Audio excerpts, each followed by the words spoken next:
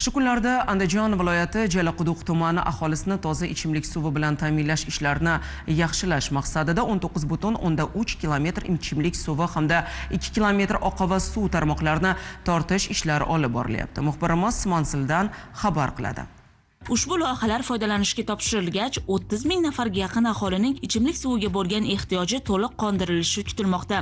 Andijon viloyati Jalaquduq tuman markazida joylashgan 5 ta mahallamizdagi ichimlik suv tarmoqlarimiz ma'nan eskirganligi sababli O'zbekiston Respublikasi prezidentining Andijonga bo'lgan tashrifida bu masala ko'tarilgan. Hurmatli prezidentimiz tomonidan mablag'lar ajratib berildi. Hozirgi kunda MChJ tomonidan tumandagi 5 ta mahalla Guliston, Bozorvoshi, So'vqishloq, Namuna hamda Yangichek mahallalarda yashovchi 20 mingga yaqin fuqarolarning ichimlik suv ta'minotini yaxshilash maqsadida markazda joylashgan 3 ta suv olish inshootlarida ham rekonstruksiya ishlari olib borilyapti. Hozirda tumandagi mavjud ichimlik suvi tarmoqlarini yaxshilash maqsadida 70 kilometrdan ortiq quvurlar yangilanmoqda. Shuningdek, 3 ta suv olish inshootida rekonstruksiya ishlari olib borilmoqda. Loyiha foydalanishga topshirilgach, Guliston, Bozorboshi, So'vqishloq hamda Namuna mahallalarida istiqomat qiluvchi aholiga ko'rsatilayotgan xizmat sifati sezilarli darajada yaxshilanadi. Mazkur ishlar nafaqat infratuzilmani yangilashga, balki aholi turmush sifatini oshirishga xizmat qilmoqda. Zero inson hayotida ichimlik suvi eng muhim ehtiyojlardan biri hisoblanadi.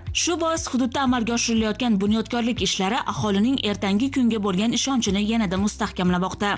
Gulzira Rustamova, Nasibullo To'rajonov, Zamon informatsion dasturi uchun.